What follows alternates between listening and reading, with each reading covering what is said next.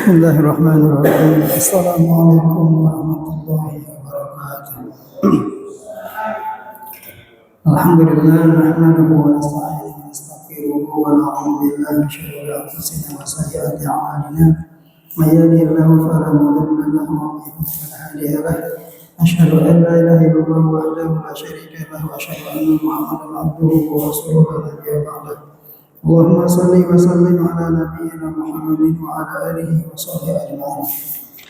Allahumma anfa'na bima 'allamtana wa 'allimna ma yanfa'una wa zidna 'ilman nafi'an. Alhamdulillahi ala kulli halin wa na'udzu billahi min hada'il nar. Allahumma la sahla illa ma ja'altahu sahlan wa anta taj'alul shay'a sahlan. Ifadilna azani Allah wa iyyakum jami'an jama'a muslim. Jami'an jihad sama-sama dimuliakan oleh Allah Subhanahu wa taala. Kita bersyukur kepada Allah, alhamdulillah sampai saat ini Allah masih berikan kita nikmat yang begitu banyak terhingga nikmat iman, Islam, sehat, walafiat, serta nikmat panjang umur dan taufik hidayah, sehingga Allah mudahkan kita melangkahkan diri kita ke masjid ini untuk melaksanakan salat maghrib berjamaah. Kemudian juga Allah mudahkan kita untuk bisa mengambil ilmu, belajar ilmu agama Allah. Yang mudah-mudahan dengan kita belajar ini menjadi sarana wasilah untuk kita dimudahkan oleh Allah dalam menuju surganya. Rasulullah SAW bersabda, "Man salaka tariqan yaltamisu fihi ilman, sahalallahu alaihi wa jannah." Siapa yang menempuh suatu perjalanan dalam rangka untuk menuntut ilmu, maka Allah akan mudahkan baginya jalan menuju surga. Jadi Allah kaitkan bahwasanya surga itu ditempuh dengan cara menuntut ilmu. Karena dengan ilmu lah seorang akan terarah jalan yang bisa dia lalui, mana jalan menuju surga, dan juga Allah akan memberikan arah jalan yang menuju neraka untuk bisa dijauhinya. Hadirin jamaah yang sama-sama dimuliakan oleh Allah Subhanahu wa taala, pada kesempatan hari ini kita masuk kepada bab yang pertama yang kemarin telah kita sebutkan tentang keutamaan kita belajar tauhid. Dan ini lanjutan dari kitab Qawaidul Arba', 4 kaidah memahami kesyirikan dan tauhid.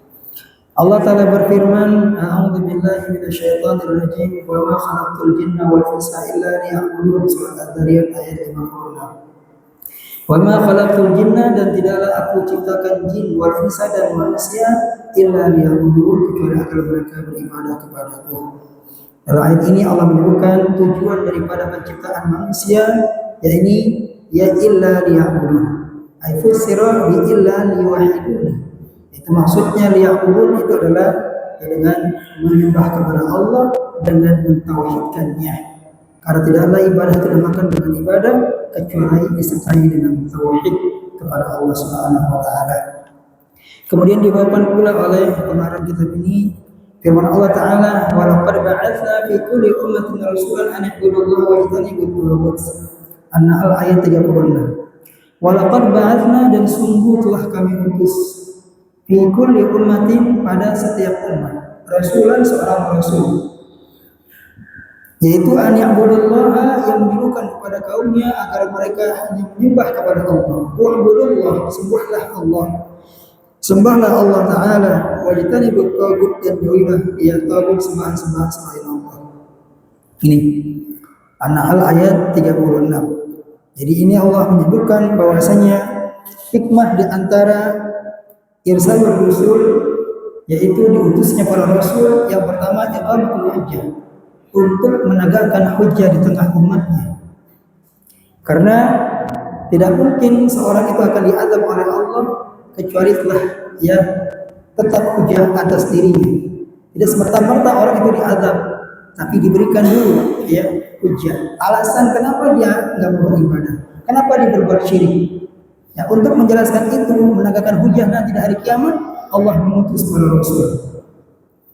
Allah menyebutkan rusulan mubasysyirin wa mundhirin li'alla yakuna lin-nasi 'ala hujjatun ba'da rusul. Jadi Allah mengutus para rasul itu untuk menegakkan hujjah di tengah-tengah umat manusia. Allah sebutkan dalam surat An-Nisa ayat 165. Rusulan mubasysyirin, yaitu para rasul mubasyirina, yang mereka memberikan kabar gembira berupa janji surga bagi orang-orang yang mengikuti Rasul. Wa mundhirin, dan juga memberikan peringatan berupa ancaman dengan api neraka bagi orang-orang yang menyelisihinya, yang mengingkarinya. Kenapa? Li'alla yakuna lin-nasi 'ala Allahi hujjah, agar tidak ada bagi manusia itu nanti hujjah di sisi Allah ba'da rusul, setelah rasul itu diutus kepada mereka. Udah nggak ada lagi ada alasan. Saya nggak tahu bahwasanya ada Tuhan selain Allah. Saya nggak tahu bahwasanya ada beribadah hanya kepada Allah. Rasul diutus oleh Allah untuk menjelaskan kepada manusia agar mereka hanya menyembah kepada Allah. Jalan-jalan tauhid dan mengingkari dan juga memberikan peringatan kepada mereka, ini kesyirikan-kesyirikan yang harus dijauhi. Maka nanti ketika Allah menghukum orang-orang yang berbuat syirik, itu tidak ada lagi alasan. Karena apa? Karena Rasul sudah diutus kepada mereka. Jadi ini merupakan di antara tujuan hikmah Allah mengutus para rasulnya ke muka bumi, yaitu untuk menegakkan hujjah, alasan nanti di hari kiamat. Sekarang bagaimana Rasul sudah tidak ada?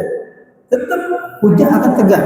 Quran berlaku sampai hari kiamat. Para dai, penyuruh, para ulama, waris para nabi dan rasul masih tetap ada. Mereka mengajarkan Islam, mengajarkan tauhid. Tinggal manusianya maukah mengikuti jalan para rasul atau tidak. Maukah berdiri di atas tauhid atau malah melenceng menuju kepada kesyirikan.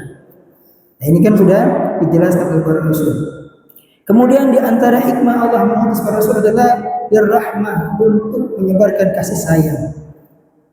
Rahmat, sebagaimana Allah menyebutkan, wa ma arsalnaka illa rahmatan lil alamin, Al-Anbiya ayat 107. Wa ma arsalnaka, dan tidaklah kami mengutus engkau wahai Muhammad illa rahmatan lil alamin, kecuali untuk menjadi rahmat bagi semesta alam. Subhanallah. Dengan diutusnya Nabi Muhammad itu tanda bukti sayang Allah kepada umat manusia. Kenapa? Rasul menjelaskan kepada umat manusia jalan-jalan menuju Allah Subhanahu wa taala.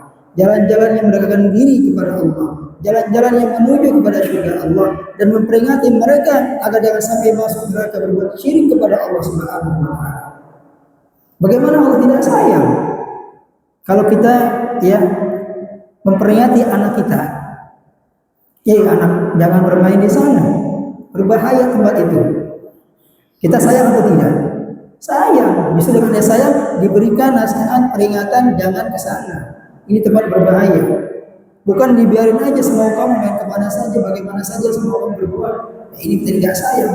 Tanda sayang kita kepada anak kita adalah melarang mereka. Demikian pula Rasul melarang umatnya untuk berbuat syirik kepada Allah. Agar apa? Agar mereka bisa bertemu dengan Allah dengan tidak berbuat syirik apapun juga. Yang dengannya Allah akan ampuni dosa-dosanya. Disebutkan kemarin di antara fadilah keutamaan tauhid adalah Allah akan menempatkan, Allah akan ampuni orang tersebut. Allah harus menyebutkan dalam hadis qudsi, Allah Ta'ala berfirman, ya ibadi, wahai hambaku, lau ataitani, seandainya engkau datang kepadaku di qurabil ardu khataya, dengan membawa sepenuh bumi kesalahan, thumma laqitani, kemudian engkau datang kepadaku meninggal dalam keadaan la tusyriku bi syai'ah, tidak berbuat syirik kepadaku, la ataituka bi qurabiha maghfiratan, aku pasti akan datang kepadamu dengan membawa ampunan dosa itu sepenuh bumi pula. Allah akan ampuni dosa-dosa dengan sebab tauhidnya dia tidak berbuat syirik kepada Allah. Ini merupakan rahmat kasih sayang Allah kepada umat manusia dengan diutusnya para rasul yang menjelaskan kepada mereka jalan-jalan menuju tauhid, dan peringati mereka jalan-jalan itu terus kepada kesyirikan. Kemudian di antara hikmah Allah mengutus para rasul adalah bayanut tariq al-mausul ila Allah Ta'ala, menjelaskan jalan yang bisa menyampaikan seseorang, al-muwasil ila Allah Ta'ala, yang bisa menyampaikan seorang ila Allah, kepada Allah Ta'ala. Jadi siapa yang ingin sampai kepada Allah, hendaklah dia mengikuti jalannya para rasul, tariqahnya Rasul, bagaimana Rasul beribadah kepada Allah, inilah jalannya. Sudah digarisi oleh Nabi SAW, ini jalan subul, garis lurus, kemudian Rasul menyebutkan garis-garis kiri dan kanan, dan ini jalan-jalan di sini ada setiap penyuruh yang menyuruh kepada kesesatan. Jadi Rasul telah buat garis yang mengikuti jalannya, maka dia akan selamat. Dan sekarang banyak jalan-jalan, ya, nggak hanya satu, tapi ada yang kiri, ada yang kanan, terus berbelok-belok. Maka kalau kita ingin selamat, hendaklah kita meniti jalan yang ditempuh oleh Rasulullah SAW dalam bagaimana dia mendekatkan diri kepada Allah Subhanahu wa taala. Bukan dengan cara-cara kita sendiri-sendiri. Ibadah kita buat-buat sendiri dengan segala macam beraneka ragam dan seterusnya. Tidak. Tapi Allah mengutus Nabi Muhammad sallallahu alaihi wasallam untuk menjelaskan kepada manusia jalan yang bisa menyampaikan mereka kepada Allah Subhanahu wa taala. Itu fungsinya, hikmahnya di atas Rasul. Kenapa? Li'anna al-insana la ya'rifu ma yuhibbu Allah ala wajhi tafsir. Karena manusia tidak bisa mengetahui jalan-jalan yang bisa menyampaikan kecintaan dia kepada Allah Subhanahu wa taala illa an tariqur rasul, kecuali dengan menempuh, meniti jalan yang ditempuh oleh Rasul, oleh para Rasul Nabi sallallahu alaihi wasallam. Kita nggak tahu bagaimana kita bisa sampai kepada Allah, bisa sampai kepada surga Allah. Maka Allah mengutus Nabi Muhammad. Ini ya, laqad kana lakum fi rasulillahi uswatun hasanah. Sungguh telah ada pada diri Rasul itu suri tauladan yang baik. Dalam hal apa? Dalam segala hal, terutama dalam ibadah, dalam masalah ibadah akhirat kepada Allah Subhanahu wa taala. Segala cara yang mendekatkan diri kepada Rasul telah dijelaskan oleh Nabi Muhammad SAW. Sudah, tidak perlu kita buat ibadah-ibadah tata cara baru yang itu tidak pernah diamalkan, diajarkan, dicontohkan oleh Nabi Sallallahu Alaihi Wasallam. Meskipun manusia banyak yang mengamalkannya, ya, tapi kita cukupkan dengan apa yang ada yang diajarkan oleh Nabi Sallallahu. Sahabat mulia pernah mengatakan, ya ittabi'u wa la tattabi'u. Apa itu? Ittabi'u, ikutilah jalan sunnah Nabi kalian. Wa la tattabi'u, dan janganlah kalian berbuat bid'ah, hal baru dalam agama ini. Faqad kufitum, sungguh hal itu telah cukup buat kalian. Cukup. Dengan ittiba, dengan kita mengikuti Rasulullah SAW, itu sudah cukup. Sudah, nggak perlu lagi ya kita buat-buat ibadah baru dalam rangka untuk tujuan mendekatkan diri kepada Allah Subhanahu wa taala.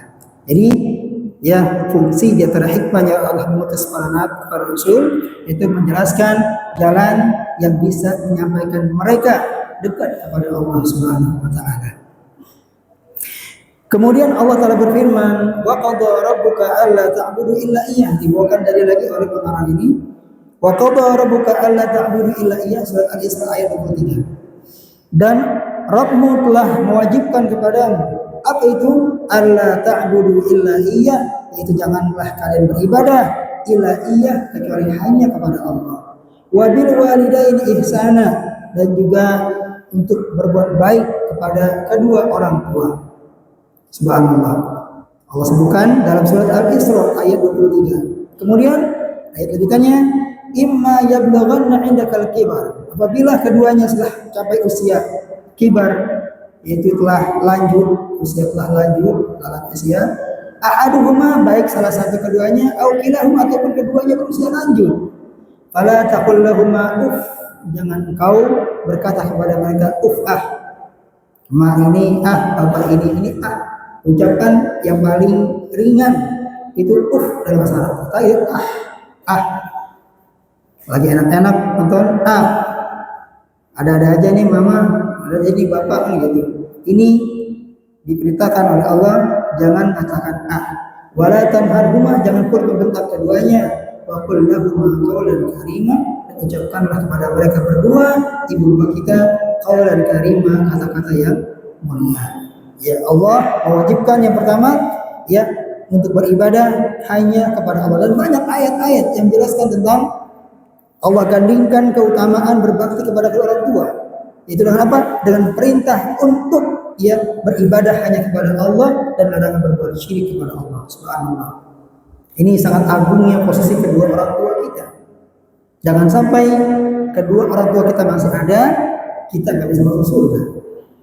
Rasul menyebutkan raghima anfu, thumma raghima anfu, thumma raghima anfu. Sungguh celaka, sungguh celaka, sungguh celaka. Kilaman ya Rasulullah, dikatakan para sahabat, siapa Rasulullah orang celaka itu? Ya, siapa yang mendapati orang keduanya, apa kedua orang tuanya? Indal kibari ahaduhuma aw kilahuma, baik salah satu daripada keduanya itu sudah usia lanjut, falam yadkhul jannah, tapi dengan hal itu dia tidak bisa masuk surga. Artinya apa? Orang tua yang sudah lanjut usia itu kemungkinan besar untuk seorang anak bisa mendapatkan surga Allah. Dengan apa? Dengan berbakti kepada mereka. Semakin tua orang tua itu semakin sulit. Bahkan ya mungkin ada yang, mohon maaf ya, ada yang bisa ngapa-ngapain, sudah di tempat tidur, buang air besar, buang air kecil di situ. Sama kembali seperti kita dilahirkan lagi. Itu ya fase kehidupan kita. Dari lemah, kemudian beranjak menjadi kuat, dewasa, lalu kembali lagi kepada lemah lagi. Mulai berjalan, merangkak-rangkak, berdiri, berlari, berjalan lagi nunduk, sampai merangkak, sampai nggak bisa berjalan lagi. Itu manusia. Jadi situlah letaknya kita menyayangi anak kita. Kemudian nanti kita akan kembali kepada lemah. Mudah-mudahan yang kita inginkan anak kita menyayangi kita sebagaimana kita menyayangi dia di waktu kecil. Maka inilah anak-anak yang akan mendapatkan kebaikan di surga, yaitu anak-anak yang berbakti merawat kedua orang tuanya ketika mereka sudah usia lanjut. Kemudian yang berikutnya dibawakan lagi firman Allah Subhanahu wa taala ayat An-Nisa ayat 36. Wa'budullaha wa la tusyriku bihi syai'an. Beribadahlah kepada Allah dan janganlah kalian berbuat syirik kepadanya dengan sesuatu apapun juga. An-Nisa ayat 36. Ya, ini masih tentang masalah perintah untuk beribadah hanya kepada Allah dan menjauhi segala kesyirikan.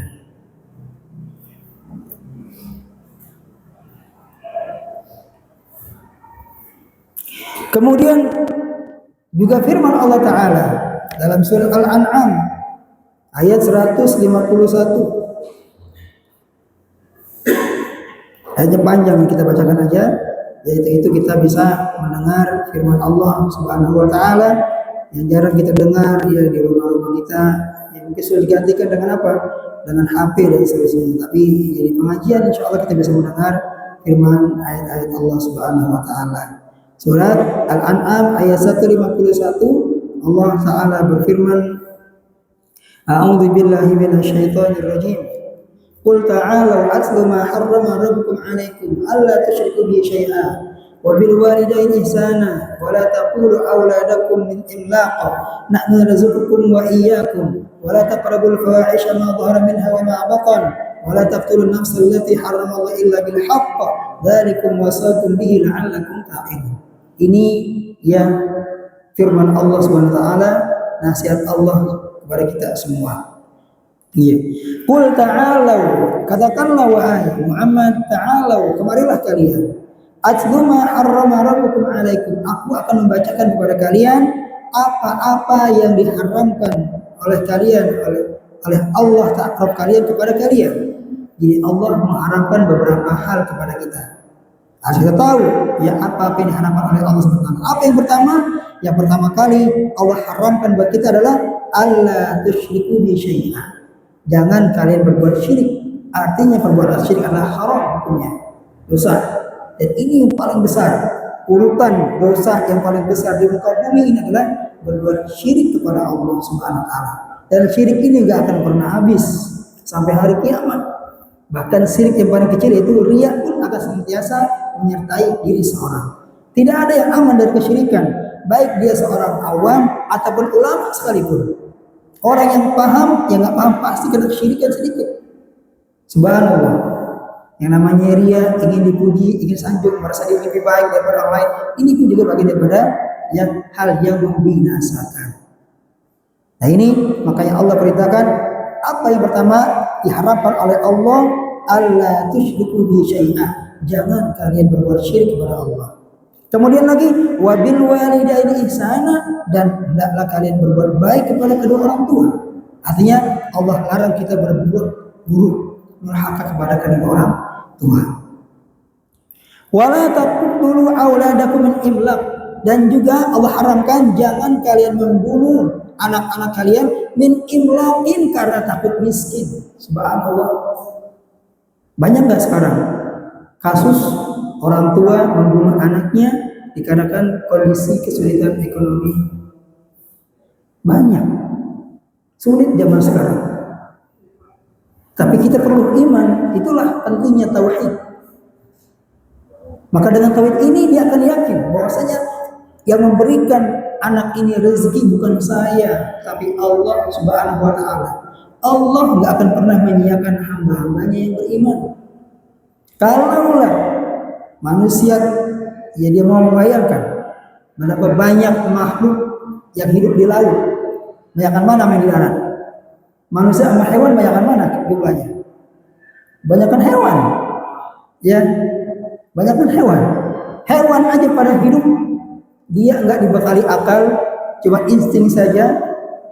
Allah kasih dia rezeki. Kenapa kita berpikir sangat kecil bahwasanya kalau saya nggak ada kamu nggak bisa makan? Subhanallah. Dia nggak tahu janji Allah. Wa ma min dabatin fil ardi illa 'ala Allahi rizquha. Tidak ada yang menetapkan di muka bumi ini kecuali atas Allah tanggungan rizkinya. Subhanallah. Kita ini diberi rezeki oleh Allah. Benar tidak? Dari kita lemah di dalam rahim ibu kita udah diberi rezeki, kan gitu. Akal kita kemana nih? Kalau kita belum bisa ngapa-ngapain aja, itu rezeki datang kepada kita. Berupa apa? Dari ya pusar, tali pusar itu yang dimakan oleh ibu kita menjadi rezeki buat kita dalam janin ibu kita. Masya Allah. Betapa hebatnya Allah Subhanahu wa taala. Lahir kita di dunia belum bisa apa-apa, dikasih rezeki berupa apa? Air susu yang mengalir, ya, yang terbuat dari darah lalu disaring menjadi susu murni yang bisa diminum oleh anak kecil bayi. Subhanallah. Dari itu tidak rezeki. Sampai besar pun juga Allah kasih rezeki. Maka jangan kita khawatir nggak akan dapat rezeki, tidak. Seorang itu dapat rezeki sampai ajal menjemputnya barulah rezeki. Tinggal dia mendapatkan balasan dari amal perbuatan dia. Maka kita yakini anak-anak itu hakikatnya ya bukan kita yang berizki, kita hanya menjadi wasilah jalan untuk mereka mendapatkan makan, tempat tinggal dan seterusnya. Tapi hakikatnya yang memberikan mereka hidup rezeki adalah Allah Subhanahu wa taala. Maka jangan takut miskin. Pasti Allah akan kasih jalan asal kita mau. Ya, Rasul menyebutkan law annakum tatawakkaluna 'ala Allahi haqqa tawakkulihi. Seandainya kalian bertawakal kepada Allah dengan sebenar-benar tawakal, la yarzuqukum kama yarzuqut tayr. Pasti Allah akan berikan rezeki kepadamu sebagaimana dia memberi rezeki kepada burung. Taydu himasan wa taruhu bitana. Yang burung itu pergi berangkat dalam keadaan himasan, kepalanya itu kosong, nggak ada makanan. Wa taruhu bitana, dan pulang dalam keadaan kenyang, bisa berikan makan kepada anaknya. Subhanallah. Burung itu tawakalnya luar biasa. Tawakalnya luar biasa. Dia nggak mikirin besok makan apa, nyimpan makanan buat di sini. Nggak ada dia. Ada nggak burung nyimpan makanan di sampingnya nih buat besok supaya besok nggak pergi jalan-jalan lagi? Enggak. Makanan yang dia makan hari itu habis untuk hari itu. Yang dia cari hari itu habis untuk hari itu. Besok nyari lagi. Habis lagi buat keluarganya, besok nyari lagi. Begitu seterusnya. Itu tawakalnya burung kepada Allah. Kalau seandainya kalian benar bertawakal kepada Allah, ya, maka Allah akan berikan rezeki sebagaimana burung Allah berikan rezeki. Pergi dalam keadaan lapar, pulang dalam keadaan kenyang. Sebenarnya kalau untuk makan saja itu cukup. Rezeki yang Allah berikan kalau untuk makan itu cukup. Yang gak cukup adalah karena untuk gaya hidup. Pengen punya ini, pengen punya itu, pengen ini, itu. Ya gak cukup. Utang sana sini, berdiri segala macam. Kalau cuma buat makan, kita kan oleh Allah kan penting bisa makan. Untuk apa? Tujuan kita makan bisa menegakkan tulang kita. Untuk beribadah, mencari nafkah, itu sebenarnya jalan-jalan kebaikan. Bukan untuk gaya-gayaan, bertantang-bertenteng. Maka ya, wala taqtulu auladakum min imlaq. Jangan kalian membunuh anak-anak kalian karena takut miskin. Ingat ya, betapapun sulit hidup kita, jangan bunuh diri. Hukumnya dosa besar. Enggak ada orang masih begitu. Orang yang berputus asa, dia enggak yakin sama Allah Subhanahu wa taala. Dia enggak yakin sama Allah Subhanahu wa taala. Ya. Emang kalau kita bunuh diri, masalah udah selesai itu. Selesai kan masalah? Tidak. Setelah masalah bunuh diri, masalah tambah besar lagi. Masuk kita alam barzah, lebih dahsyat lagi siksaannya. Kenapa membunuh diri? Ya, terus menyebutkan man qatala nafsahu bi syai'in fid dunya udziba bihi yaumil qiyamah. Siapa yang membunuh dirinya dengan sesuatu di dunia ini, maka dia akan diazab dengan yang pada hari kiamat dengan apa dia membunuh dirinya di dunia. Subhanallah. Orang yang bunuh diri dengan pistol jedur, nanti di hari kiamat dia terus membunuh dirinya dengan pistol jeder, mati hidup lagi, jeder, mati hidup lagi. Seperti itu terus. Bunuh diri dengan loncat ke dalam ketinggian, dia akan terus loncat turun lagi, loncat turun lagi. Begitulah ya gambaran orang yang bunuh diri termasuk daripada dosa besar. Apalagi membunuh orang lain. Ya sama termasuk dosa besar. Juga wala taqrabu. Apa kata Allah? Nahnu narzuqukum wa iyyahum. Ingat selalu menyebutkan wala taqtulu auladakum min imlaq. Janganlah kalian membunuh anak-anak kalian karena takut miskin. Allah sebutkan, Allah jamin nahnu narzuqukum wa iyyahum. Kamilah yang memberikan rezeki kepada kalian dan kepada anak-anak kalian kepada mereka. Subhanallah. Jadi yang memberikan rezeki itu bukan kita, tapi Allah. Allah berikan rezeki kepada kita juga kepada anak-anak kita. Subhanallah. Yakin bahwasanya ya setiap ada yang di bumi yang melata, baik manusia, hewan ataupunnya, itu sudah Allah ya janji untuk Allah tanggung rezekinya. Subhanallah. Tinggal kita aja menerima lalu menggunakannya. Kemudian wala taqrabul fawahisha ma dhahara minha wa batan. Dan janganlah kalian mendekati perbuatan keji, baik yang zahir yang nampak ataupun yang batin yang tersembunyi. Kalau kata fahish itu adalah perbuatan yang mengarah kepada ya syahwat, perbuatan zina, nampak ataupun yang tersembunyi, baik secara jelas ataupun tidak jelas. Dan ini ya zaman sekarang sudah banyak perzinaan, baik secara ya, zina besar ataupun zina kecil. Zina besar ya benar-benar melakukan hubungan perzinaan, di mana ya perzinaan dilegalisasikan, diberikan lokalisasi itu berzina. Ada ya. Jalan-jalan kita ke Perancis sana, ada tempat remang-remang tuh. Masya Allah. Aduh, kalau kita itu kurang-kurang iman itu bisa mampir itu. Ya, itu dibiarkan, artinya dilegalisasikan. Dilokasikan, ada lokasinya begitu. Belum lagi yang tersembunyi, ya, zina mata, kuping, telinga dan seterusnya. Banyak sekali ya perbuatan yang menjurus kepada perzinaan. Itu Allah juga la taqrabu, jangan deketi. Dalam ayat lain, wala taqrabu zina innahu kana fahishatan wa sa'a sabila. Jangan dekati zina karena dia adalah sejelek-jeleknya ya jalan. Jadi dekat aja tidak boleh, apalagi berzina. Ya banyak sekarang berjamaah. Yang mohon maaf ya, muda-mudi yang pada pacaran segala macam. Ini kan jalan daripada menuju perzinaan. Maka kita hati-hati yang punya anak-anak ini. Kita wanti-wanti mereka, nah jangan dekati ya. Bukan nggak boleh pacaran boleh. Tapi kalau sudah nikah itu lebih hikmah, dapat pahala ya. Setelah kita melihat jadi pahala, memegang jadi pahala. Subhanallah. Bahkan hubungan intim dengan istri menjadi pahala. Wa fi bud'i ahadikum sadaqah. Setiap potongan yaitu kemaluan kali itu ada sedekahnya. Sahabat bertanya, ya Rasulullah, bagaimana mungkin apakah seorang dia mendatangi istrinya lalu dia berhubungan dapat pahala? Kata Allah, ara'aita idza kana fil haram fa alaihi wizrun. Bagaimana pendapatmu kalau dia letakkan ya kelaminnya artinya ya ke tempat yang haram, apakah dia mendapatkan dosa? Iya, dapat dosa. Demikianlah kalau diletakkan pada tempat yang halal dia mendapat pahala. Subhanallah. Ini Islam. Dia melarang perzinaan, perbuatan keji, tapi menghalalkan pernikahan. Di balik pernikahan ada ya banyak pahala. Kita dilarang memandang orang lain berdosa, memandang istri kita berpahala. Megang orang lain berdosa, ya bukan mahram kita. Megang istri kita berpahala. Subhanallah. Itu Islam. Ya, jadi adil, bahkan lebih ya sehat ya ketimbang berzina. Waliyadzubillah. Sekarang banyak ya perzinaan telah menyebar, kecuali oleh orang yang Allah berikan rahmat untuk bisa menjauhinya. Semoga Allah jauhkan ya kita dan keluarga kita untuk ia meninggalkan perzinaan. Ya. Wala taqtulun nafsa allati harramallahu illa bil haqq, dan janganlah kalian membunuh jiwa yang telah Allah haramkan untuk dibunuh tanpa hak. Membunuh orang lain termasuk dosa besar.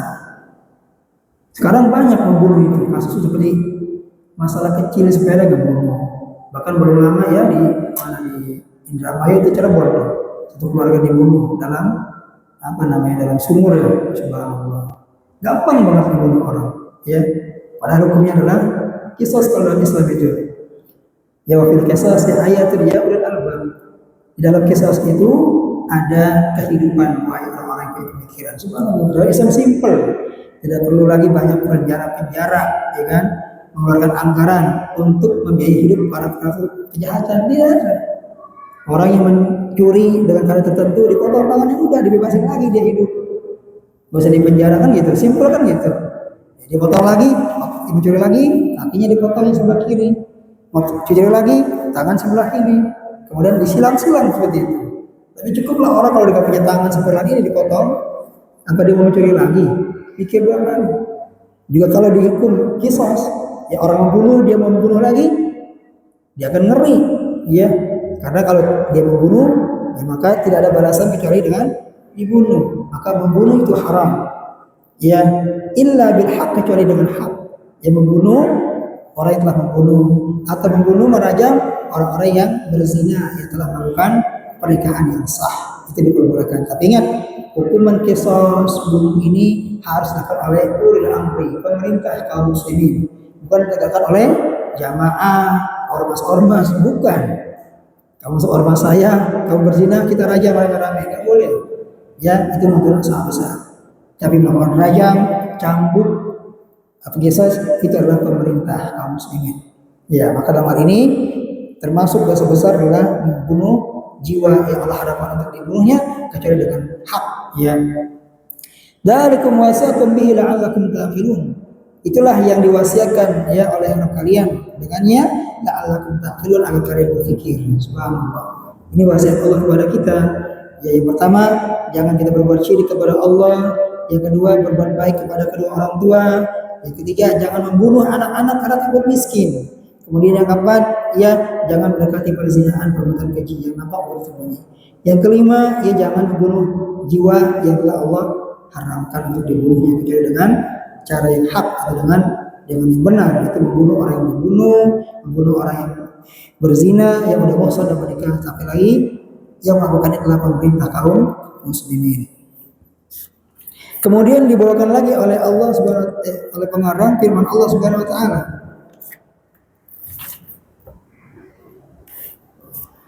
Perkataan Ibnu Mas'ud radhiyallahu anhu, ya, man arada an yanzura ila wasiyah. Ya, ini hadis ya. Sudah selesai ya berdalil dengan firman Allah, kemudian penyusunnya membawakan dalil perkataan sahabat Nabi sallallahu alaihi wasallam. Qala Ibnu Mas'ud radhiyallahu anhu, man arada an yanzura ila wasiyati Muhammadin sallallahu alaihi wasallam allati 'alaiha khatamu falyaqra qawla ta'ala qul ta'alu atlu ma harrama rabbukum 'alaikum. Yang tadi ini, siapa yang ingin melihat kepada wasiat Nabi Muhammad SAW yang di atasnya itu ada stempel kenabiannya, maka hendaklah dia membaca firman Allah Taala, Qul ta'alu, ya, yaitu surat Al-An'am tadi dari ayat 151 sampai 153. Panjang itu stempelnya, ayat yang di atasnya stempel Nabi Muhammad SAW. Itu firman Allah dari surat Al-An'am 151 sampai 153. Kemudian dibawakan pula syahid dari bab ini, yaitu tentang hadis dari Mu'adz bin Jabal. An Mu'adz bin Jabal radhiyallahu anhu, dari Mu'adz bin Jabal radhiyallahu anhu qala, dia berkata, kuntu radifan Nabi sallallahu alaihi wasallam, aku pernah digonceng bersama Nabi sallallahu alaihi wasallam ala himarin, di atas sebuah himar keledai. Faqala li, maka berkata Rasulullah SAW kepadaku, ya Mu'adz, wahai Mu'adz, atadri ma haqqullahi 'alal 'ibad? Tahukah engkau apa hak Allah atas hambanya? Wa ma haqqul 'ibadi 'ala Allah, dan apa hak hamba atas Allah Subhanahu wa taala? Subhanallah. Ini pertanyaan Rasul kepada sahabat Mu'adz bin Jabal. Orang kalau ditanyakan intibah, ya apa sih jawabannya kan gitu.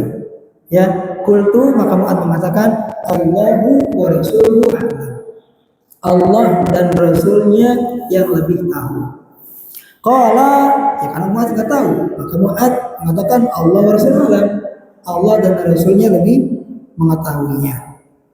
Qala maka Rasulullah SAW bersabda, haqqullahi 'alal ibadi, bahwasanya hak Allah 'alal ibadi kepada hamba-hambanya adalah an ya'buduhu wa la yusyriku bi syai'a, yaitu agar seorang hamba atau para hamba ayya'buduhu hanya menyembah kepada Allah wa la yusyriku bi syai'a, dan tidak berbuat syirik kepadanya. Ini hak Allah. Yang paling besar hak Allah adalah kita mentauhidkan Allah dalam beribadah kepadanya.